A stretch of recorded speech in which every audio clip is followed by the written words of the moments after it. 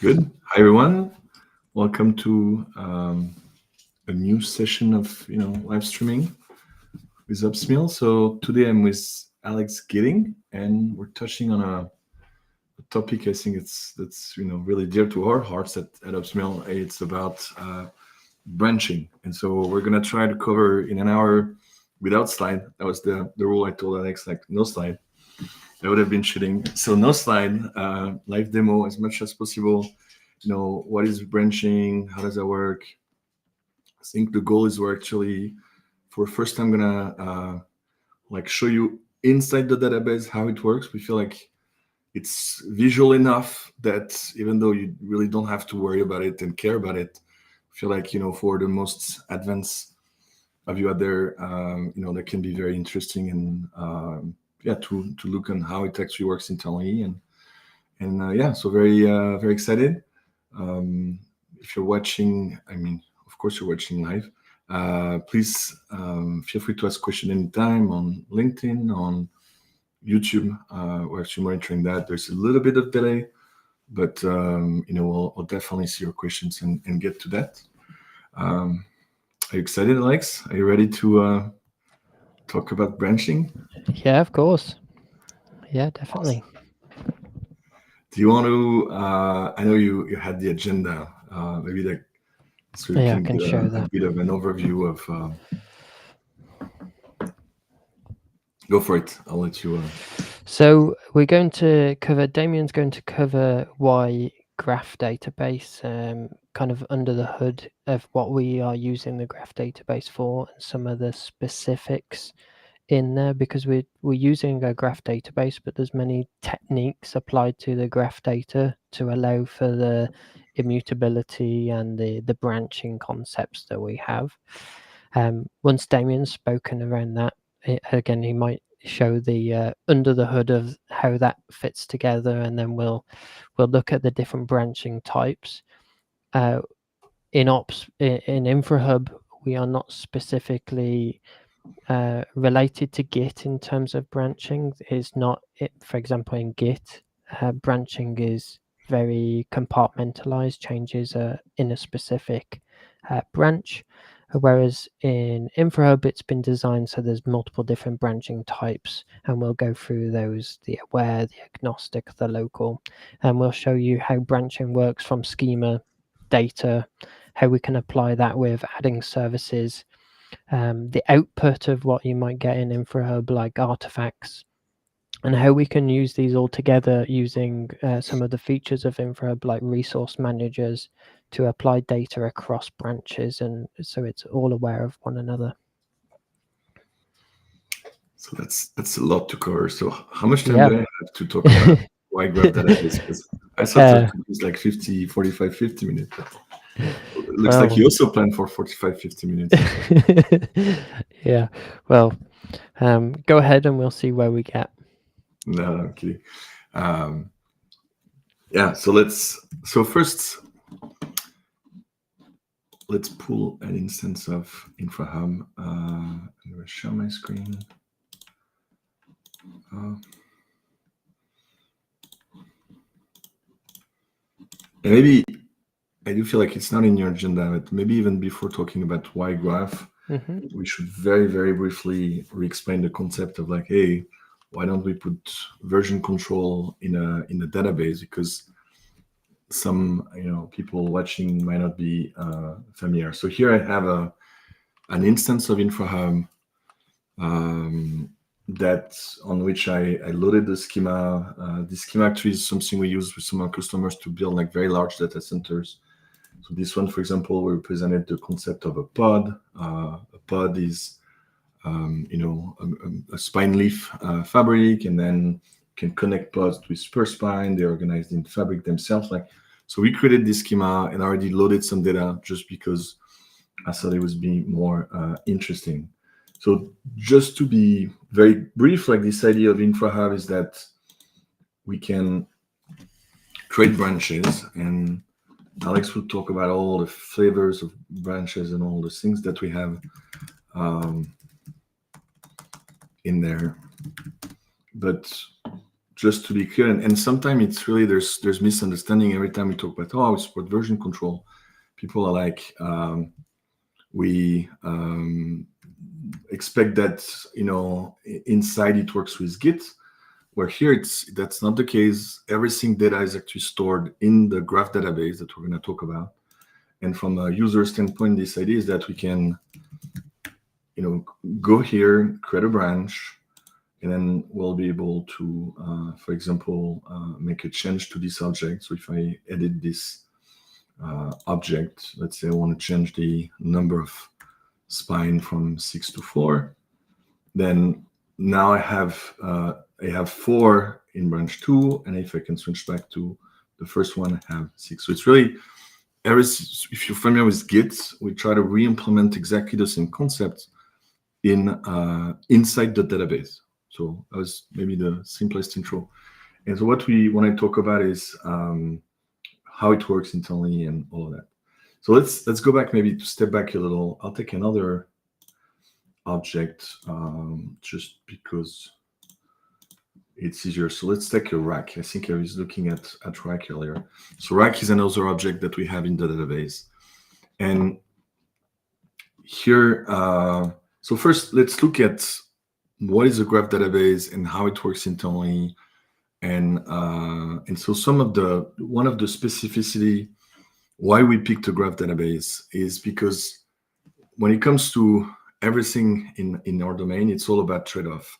And usually a database, they're defined by how powerful is the schema, and then there's how powerful is the query engine. It's a bit simplified, but I think it's 2 aspects. And what we're saying is all the NoSQL database, for example, they have very, very loose schema. They make it very easy to store anything, but usually they have a less powerful query engine, where graph database, they're kind of in the middle. And I think this is super interesting because there's this super powerful query engine, and at the same time, they're very, very flexible on what we can store because of this notion of graph. So let's look at it.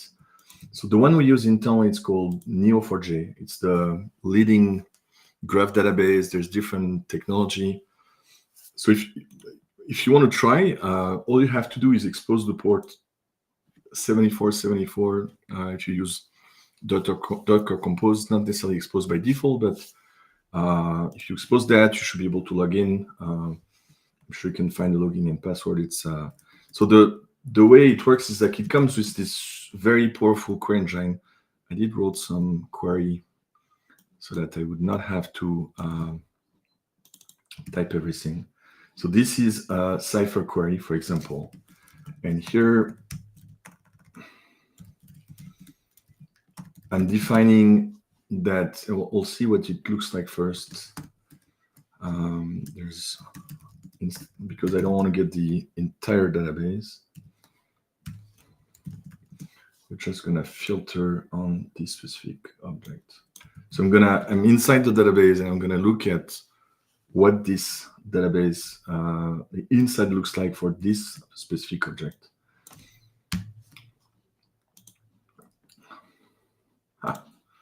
Return. And just to be clear, it's not something you have to. I think you just need to return the path rather than match the path on the bottom line. Thank you. So no one really has to learn all of that. It's like all that we're exploring right now, it is not required to work with Infrahub. You don't have to learn this query language. It's more like because we want to show how it works internally for more advanced users, for people who are curious to understand how the graph database works. Like technically, the main interface to access this data is GraphQL or the UI or the SDK. Like it is absolutely not mandatory to learn that.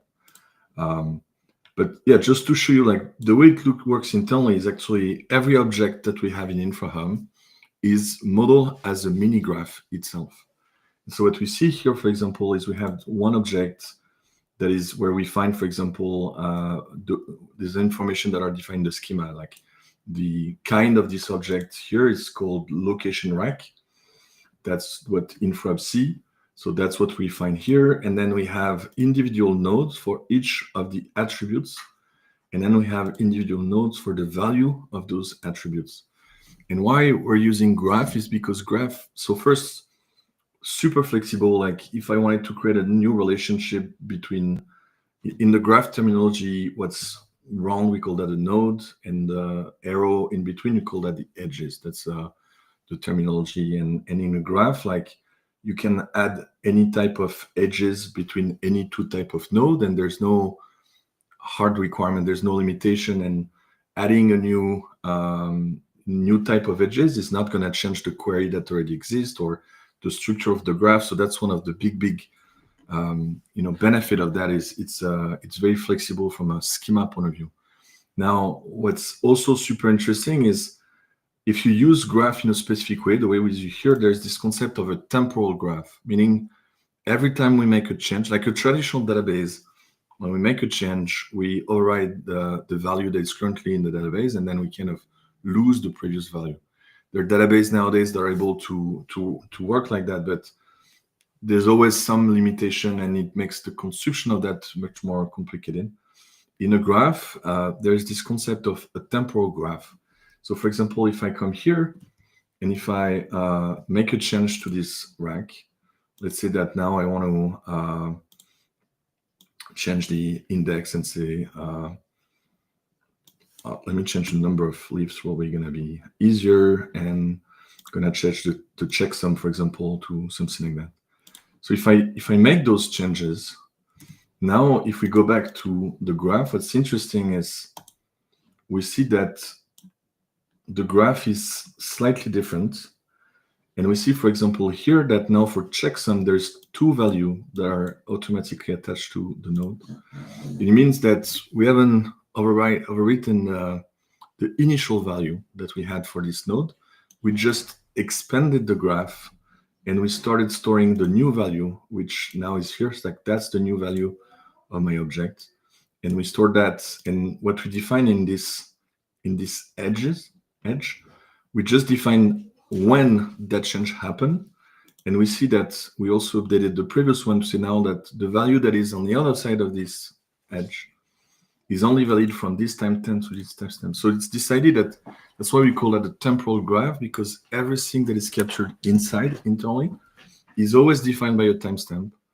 And every time, so here I'm making a query that's a query everything, but I could also make a query and say I only want to see, for example, where, let me think of this one for a second.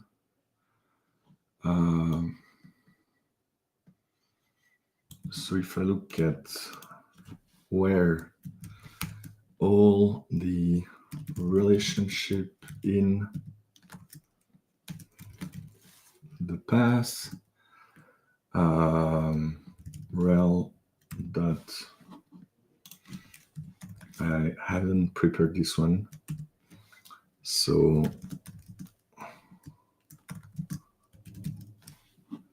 if I probably should have prepared this one. The point is, I could also have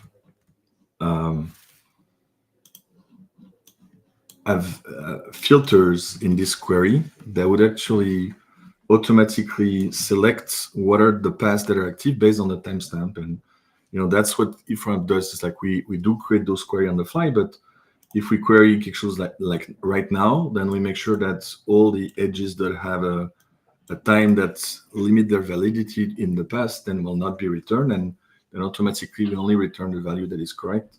That's why when we make a query in Infrahub, we can always go back in time. And here, for example, I can go back to a few minutes ago, and a few minutes ago, so it was still, but if I go back at 5 minutes ago, we see that I'm still in main, but I'm able to see the value that is actually active at this specific time.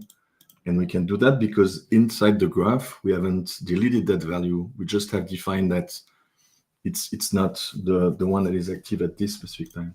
So that's the first concept of this temporal graph. It's super powerful. It means that, and the belief is that it really works really well with infrastructure management, because you always, from a traceability standpoint, you want to understand everything that has changed. You want to make sure everything is tracked, and we have full visibility into that. So that's what we do internally. Now, what we did with Infrahub is we added the concept. We added the concept of a new temporal aspect. Instead of having a single time, we added the concept of branch, so that if I create a new branch and I say, okay, now I want a branch 4, for example, in this node, then I will be able to change the value, for example, in this one. And we see that if I go back to main, oh, actually, it's interesting. So we're actually going to touch on that later. Like, there's some attributes that are what we call branch aware, branch agnostic, and it looks like I picked the wrong one here. So that was a bad example. Easier mistake to make. Yes, interesting. So let me pick an attribute that is actually not branch agnostic. I guess the name will not be right.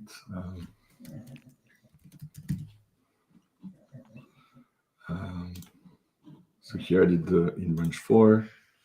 If I go in main, it is a branch agnostic. Actually, I need to check the schema to see which one is.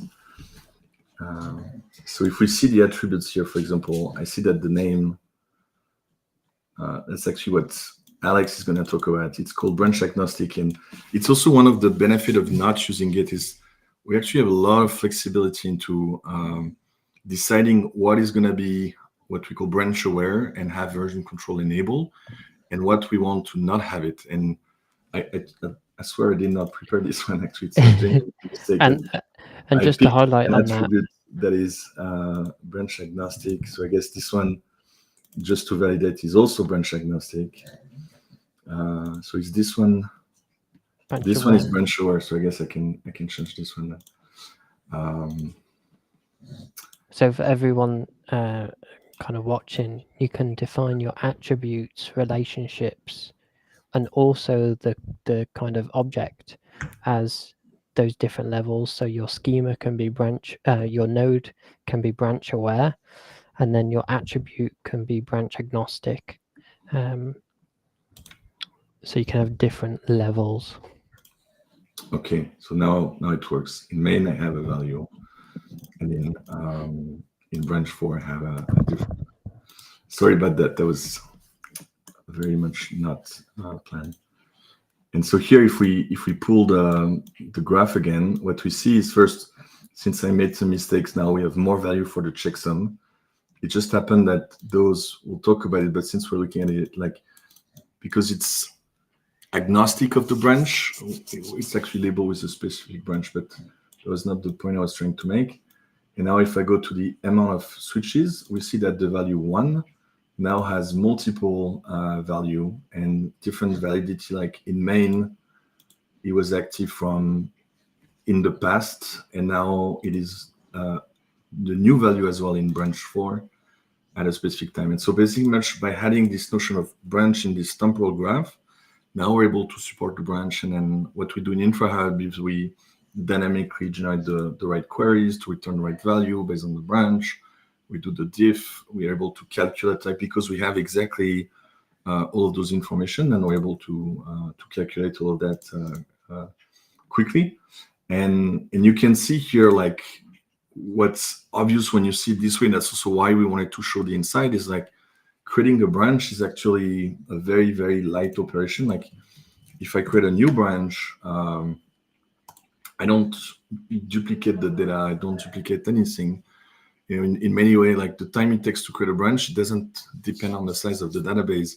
The only things we do today when we create a branch is we duplicate the schema internally, and you know, there's some of it that is loaded in memory, but it's there's no changes on the data itself. And I think that's the most important one, because as we see everyone trying to add version control, you know, some solutions out there, I'll keep name for myself, but they are like looking at actually completely duplicating the data. And I think the challenge when you do that is if you duplicate the data, it's easy to do. It's easy to do the diff, but then bringing back the data together and actually understanding what has changed is something that can be very, very complicated. And the copying everything sometimes, become a challenge as well. Where Could also be quite storage intensive if you've got a large database. If it's being copied, whereas if you look at the whereas if you so look here really having this multi-temporal graph, that was really a way for us to, if we summarize maybe before moving to the next sections, like leveraging the power of the graph database to so that we can have a super extensible schema.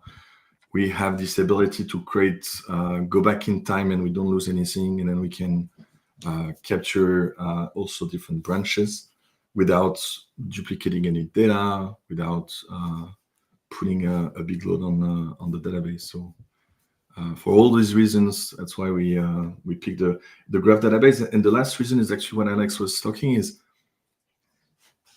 I think Git was designed initially for software developers writing code. And in the concept in Git is that the branches are very isolated from each other. And we'll see actually there is a need in infrastructure to sometime we don't want everything to be isolated. Like resource allocation is one of those topics we talk about. But for us, we actually have this ability to, when we want, at some very specific points, make requests that are across all branches and that provide a global visibility, which can be very challenging sometimes when you just use Git and they are actually completely isolated and you don't have this global view. So we're really trying to navigate at the best of both solutions here. So got a question from the community. How does garbage collection work here? Do you delete the nodes after some time passes? So today we do not, but that's been definitely something at some point we're gonna propose or add. Like that would be pretty easy to say, hey, I don't want a history after a month, for example, and we can just erase everything after a month. But for now, we haven't done it. It's not. But if someone feels very strongly about it, please reach out. In Discord. It's not a big feature for us to implement. It's actually pretty easy because everything is already in the database. Perfect. Cool. I'll hand it over to you, Alex. Yeah. 20 minutes. Oh, you did well. You did well. What if some attributes flaps between two values? Do you get stored as two nodes? So today for the value, sorry, there's a question. So what if some attributes flaps between two values? Do they get stored as two nodes, or does a new one gets created with the new timestamp? So today we're actually trying to optimize the storage by reusing the node that stored the value. And that was actually used in my example. I don't know if you saw that, like, where's the value 2 was we reuse that to avoid duplicating it. But we are duplicating the edges. Like we will have one edge for each change on each branch. That's the solutions we have right now. We're always exploring. It's always a matter of trade-off because sometimes when there's too many edges pointing at single nodes, like depending on how the query is written, it could work, behave differently.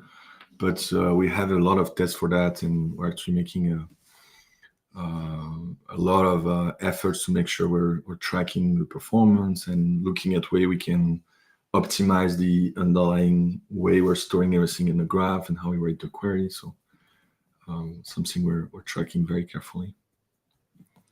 Thank you for the question. Good. Right, so going forward, everything that I will be showing will be using the Infrahub demo service catalog, so publicly accessible schemas and examples so that anyone can have a look. So we'll be looking at the different branching types. We kind of touched on a few there with Damien's example with branch aware and branch agnostic. So what does that mean?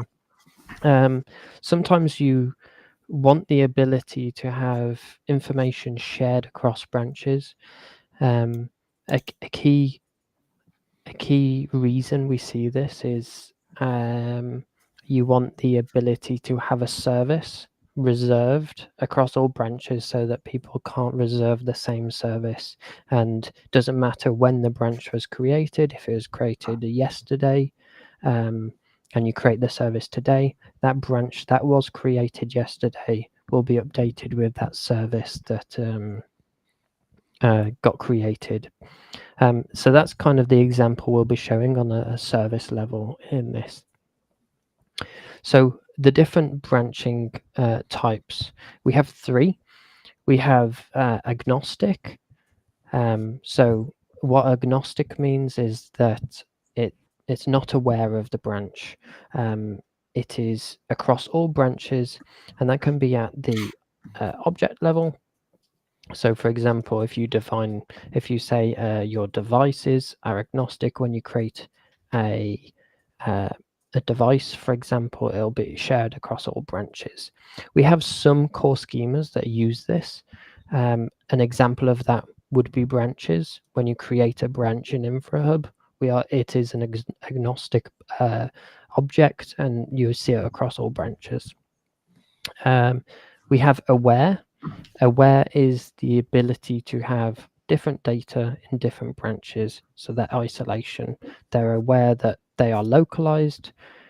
And then we have local, the branch type of local, and that is any data that is created within a branch. When that branch is merged, that data is not merged back into main. I've personally not needed that for anything so far. So maybe Damien can highlight what local was used for. That might be a good one. Primary use case when we created it was actually the way we track the commits in the Git. Yeah. Because every time there's a merge, there's actually the commit changes and everything. We didn't want to carry over the commit necessarily from one branch to the other, because we would always resync with Git. So that was the reason. We wanted to prevent. And in other places, if there's a value that always gets recomputed anyway, then we would treat them as branch local, and to make sure that we're not creating unnecessary conflict. The attributes that are being modified by everybody all the time, then they will otherwise create conflict if you want to try to merge them. Yeah, that would be one way to avoid that. I can see another purpose. It's let's say you had a large generator that generated a lot of data, and you maybe wanted to keep some of that data within an object for a short amount of time for maybe reviewing purposes or temporary storage of that data rather than in memory, for example. You could then access the database, and then when it's merged and the branch is deleted, it's just gotten rid of. That's another use case I thought of it earlier as like a temporary storage within your branch. That's a really good one. You could do things like store JSON in a JSON field temporarily, or whatever you need, and then after a branch is merged, it's just discarded. Awesome. So they're the three types: agnostic, aware, and local. So I'll look at what that looks like in a schema. So we have a service schema here as part of that demo. We have a generic that creates some attributes, and that is it's a normal generic, so there's no branch information on here, so it is aware. And then in the attributes, we have the service identifier and the account reference. So these are agnostic. They're shared across branches. And we'll see that come to life. So we can see here the two attributes we are defining as agnostic.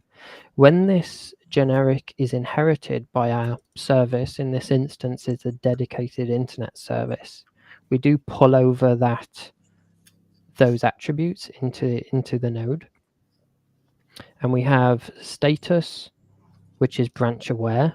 So this could mean that when I create a service, the service is reserved. It might be in a certain status for that branch, but as maybe things kick in like generators and they update the service to go from draft to provisioned or in staging or whatever the status may be, in that branch you'll see the specific status of that service.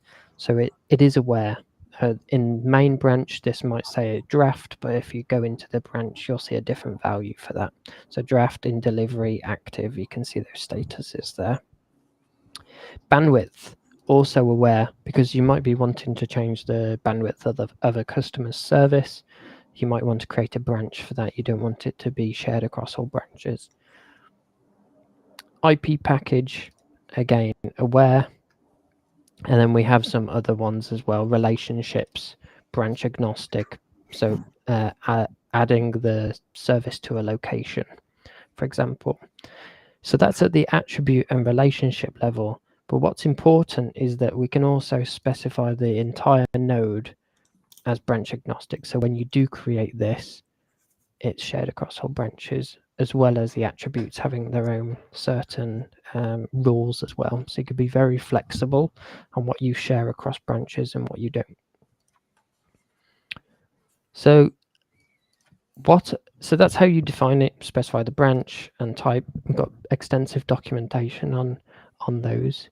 So I'll show you this in practice and then see how we go. Don't worry about it. I already did that. Yeah. Another side of branches that Damien alluded to is that we use the branching system for schema changes. So anything you want to add or remove from your schema, you can do in a branch. So it's another level. It's not just data that can be that is branch aware and agnostic. It's also the schema. So I can go and add a new attribute in here. And the way we do that is because the schema is actually stored as almost any other node. I mean, it has a different reserved namespace and all of that internally, but actually we're storing the schema inside the database itself, and so we benefit from all the temporal and version control aspects that we have in how we store data. So if I just create a branch here and then load this schema into the branch, so it'll be poetry run schema load and then schemas, and I'll just specify the service. Oh, I almost forgot my branch. So I'll just load this schema into that branch. We should get a thumbs up that it gets loaded. You can do a check command to verify that it would be okay. So if I go back to my Infrahub now, I'll be able to see that there's 2 branches. If I go to my service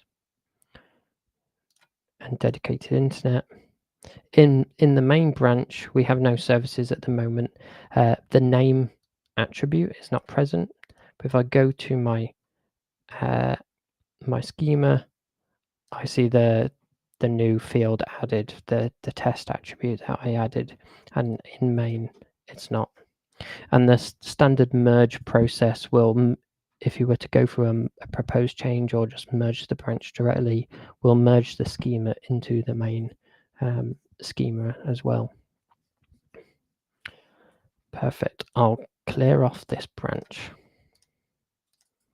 Let us know if any questions arise during this.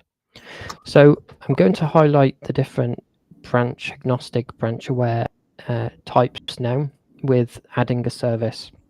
I'm just going to use a dummy service portal to do that that we created using Streamlit. And what this will do is take in a service identifier and count reference. So I'm just going to say customer X, can specify a location, specify a bandwidth and the IP package. And this will go through a bunch of stuff, but what it's doing is creating a branch, it'll add the service and open a proposed change in the background. I'm just doing this for simplicity to demonstrate the more fundamentals. So if we go back to our service now, we can see that that service portal has added the service to Infrahub. We can see the service identifier, the customer, the status. Now, some of these attributes we discussed earlier were branch agnostic, like the service identifier, the account reference. So if we go to the branch that was created, we can see that the same data is there. However, the branch aware objects, which were status, bandwidth, IP package, are branch aware. So if I flip between the different branches, we can see those branch aware fields being populated because they're specific to that branch. They are aware of their location in the graph, which is good. To bring that to real concrete example, I think it's like we have one customer, for example, looking at creating a branch for each new service that is being deployed. I imagine probably takes a few days or a few weeks for each of them to be completely deployed and before gaining production. And so in this way, you still have the visibility, full visibility into what are different service actually and what are the stage, and whether if we had a branch that was staying open for a few weeks, and then you would miss that visibility. So it's from the API standpoint, you can still see all the internet service object. Yeah, definitely. So we can see in the background a generator has been triggered to generate a lot of data for this service and apply some things. Damien, do you reckon there's anything to add about the vendor agnostic and the branch agnostic and branch aware attributes at this point before I move on to I think we covered a good part of it. Again, most of the time you don't have to worry about all of that, and it's just branch aware, and I think that's the way people like it. It's, again, this session we're trying to go deeper and show the capabilities and talk about them. So, but yeah, most of the time it's just branch aware. That's the way things are. So yeah, definitely. Okay, so as part of, I'm going to move artifacts towards the bottom. So we've added our service. We've got data in our branch and shared across branches. In this instance, the service is shared across the branch, and some data is shared only in the instance in the branch. So I'm going to look at resource managers. Now, resource managers are quite important. When I deployed this service, we said we wanted an IP scope of a certain point, a certain amount. We have these items called resource managers, and there's 3 different types: prefix pools, IP address pools, and number pools. These are branch agnostic pools, so they're shared across branches. So for example, to highlight this, if I want to deploy a customer service like we had just done, we want to allocate an IP address or a prefix from a pool. But if someone else creates another service in another branch, we don't want to allocate the same prefix that's already been allocated. So I can demonstrate this. So we got the customer prefixes. I can see in there it's got one resource. The utilization is at 3%. I can go and view the resources that were divvied out by this resource manager, and we see it's 0/29. If I go and create another service, let's say SI 1001, and submit another request, although the branch has not been merged, it's that both are in kind of draft status. If I go back to my service, we can see both services are in draft. We'll be able to go back to the resource manager and see for this prefix pool. It's worth mentioning. Sorry, Corey, finish what you were saying, and then we can go back to the resource manager and see that the same IP address wasn't given out. So this resource manager was able to allocate even though the services are in different branches. Yes, and I realize, talking about branch agnostic and branch aware and jumping to that, it may feels like we're actually or that it will require, for example, the nodes or the attributes to be branch agnostic itself. And in this case, that's not the case. No. Like actually the object, if we go to the object, maybe like the object are branch aware, and so they only exist in the branch, but it's just that the resource manager in this case has the visibility into all the branches, and it's kind of another a special way of exploring that. So yeah, we just to be clear, it's a good point to highlight. Is completely branch aware here, and we're not using the previous features that we talked about. Yeah. 0/29, and if I go to that other service, we can see it 8/29, and we can't see the other IP address that was allocated. It's a very good point that I almost missed. Okay. So that's shown the prefix, but it's also, again, for numbers, we can do the same. For example, when we created the service, we allocated some VLANs for this service. And again, you can specify the pool, the range that you want to allocate from. And again, it will assign an IP address. And if you decide you don't want this service anymore and you delete the branch, for example, this number will be put back into the pool to be reused, and when you allocate a new service. So instead of starting at 1002, it will go back to 1000, for example, and reuse what was there.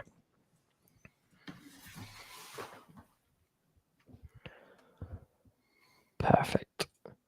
So what I wanted to highlight with the output of a service like this is Infrahub has the ability to generate artifacts. They're kind of the output of the data that you might want to render a configuration, a security policy, a Terraform vars file. We are able to see these artifacts in Infrahub. So I'm on the main branch now, and I can load up, for example, Brussels.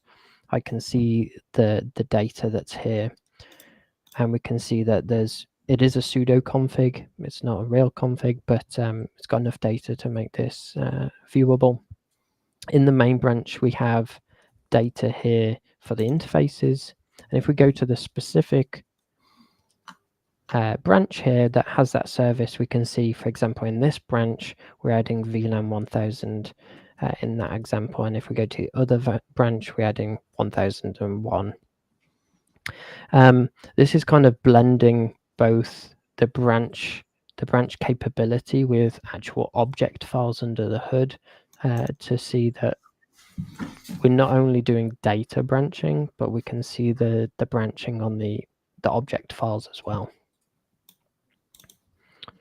We can see this change more prevalent in a proposed change. For example, if I go to the artifacts in a proposed change, I'll be able to see the difference between the main and the branch I'm making a change on, and what the impact of the changes within the database have made to the output of the configuration or any artifact that you're generating with Infrahub.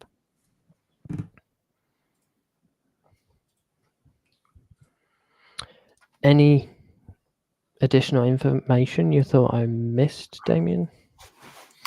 No, I think you covered the main point. Yeah. Under the hood, Damien, when we store the object files, are we storing a file per branch, for example? We're actually storing the object files based on their checksum. So if the file hasn't changed, or if the checksum is the same, it's going to be the same. Yeah. The same object, yes. Yes. I realized that I forgot. I don't know how many more topics you had to cover, Alex, but it looks like since there hasn't been too many questions, I realized there's actually some additional things I wanted to show on the graph database part that I forgot. So Of course, yeah. we They're the could get base back to main. that. Yeah. But if you're done, or was there more you wanted to cover? No, they're the key concepts I think we use branching for. The schema, data, and really the service was like a good use case of those branch types. Resource manager, which is using branching as well, and artifacts. Yeah. So that's all I had. Maybe one point then I don't think we covered here is how we are, and Infrahub is also able to synchronize, make sure like you have the branch in the database, Mhm. but you can also have the same branch in Git in some situation, Yes. which gives you the ability to make a change, for example, to your Jinja template, or some Python code, and having a branch pretty much that's spread across the database and the Git, which in some cases is very important. We're not creating all the branches in Git by default because sometimes you don't need to make a change in what's in Git, but it's also, I think, something that's very powerful. Like sometimes when there's, I think, tools that are integrating with the external Git repository that don't support branches, they technically only sync with one branch. Where for us, we can actually sync with an entire Git repository, and you could have like multiple branches in Git syncing to different branches in Infrahub. And anything we actually, that would be maybe another topic another time, is like how we do that. Like internally, we're actually, I think, using an interesting system on how we're storing the Git repository so that all the files remain available in all the branches at all time. Which makes it possible to run Jinja template within each branch individually, and same to execute Python code and all of that. So I think it's one of our specificity as well. Probably could have prepared for that. I forgot now. Yeah, I'm using a read-only repository as well on this example. Yeah, so that won't work. But Yeah. internally, we're actually constructing. Anyway, that's another topic for another day. It is. But yeah, maybe if you want, I can go back to actually the graph database, because I forgot. I wanted to show, I think, something that is very powerful with the graph database. Oh, sorry. Do you mind if I take over the screen? Yeah, Jennifer will be able to move it over. Awesome. There we go. So back to the examples we had earlier. And if we go back to so here we have this graph.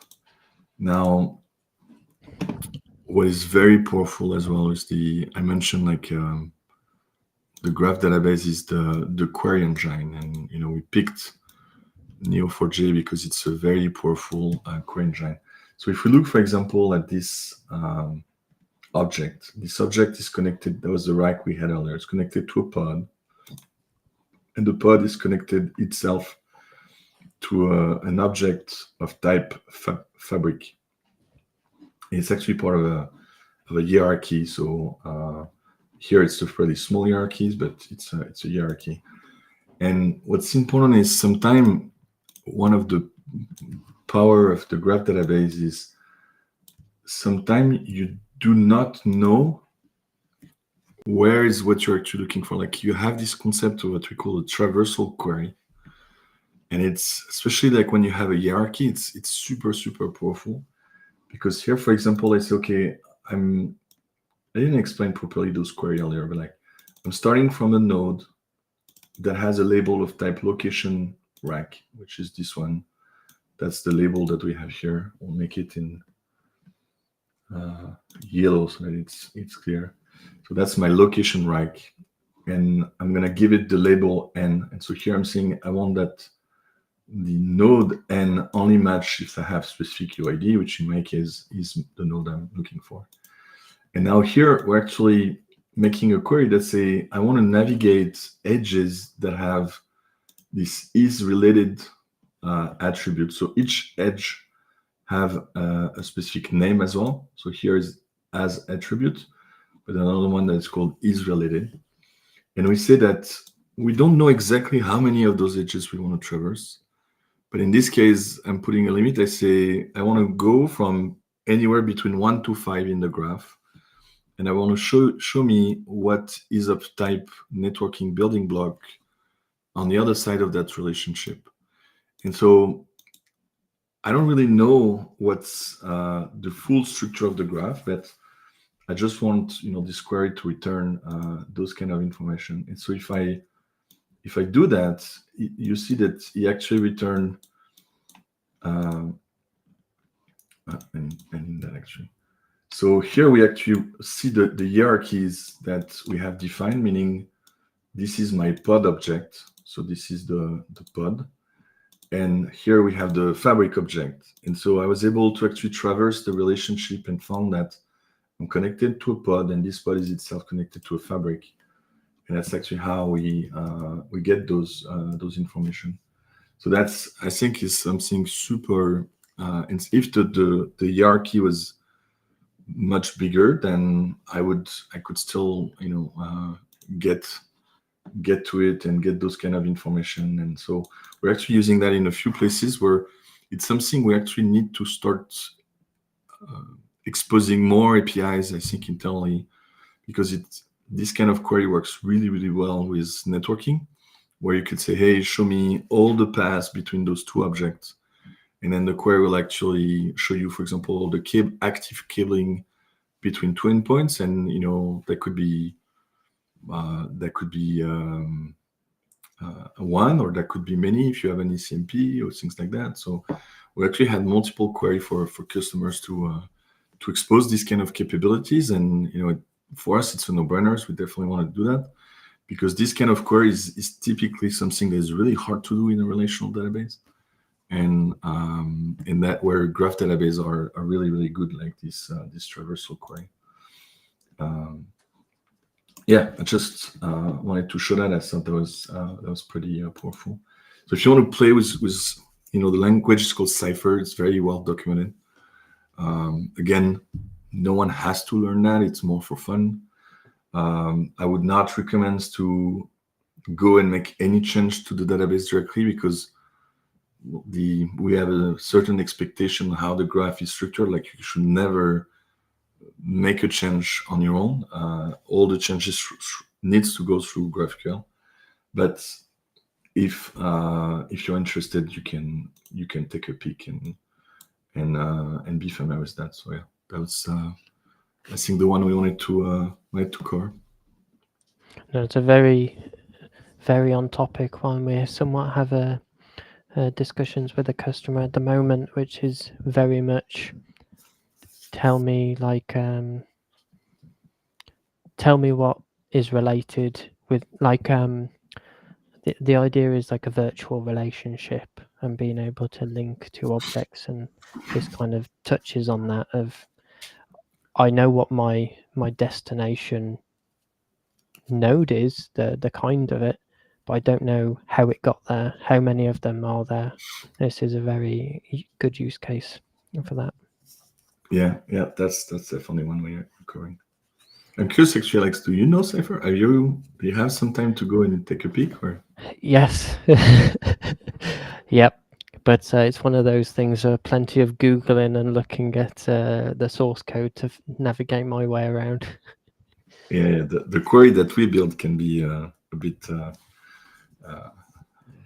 intimidating at times. But yeah, again, for anyone watching, if you have any Cypher, you want to admire some nice Cypher, go and look at the core of the Infrahub repository. Yeah, there's some, but that's where it's so powerful. It's like the database managed them very well, so it's pretty cool. Nice. I think we're pretty much at time. I think we covered everything I wanted to cover. There's been a few questions, but yeah, not so many. But not so many. I think we've covered all of them so far. And if anyone has any follow-up questions, anyway, can join us on Discord or Yep. just on LinkedIn or YouTube, anywhere. We usually try to keep up and respond. Yeah, and if you have any other ideas for other kind of deep dive sessions like this, please let us know. We're always after ideas. We have a list, but we'll get to the end of that list at some point. Yes, absolutely. So yeah, let us know.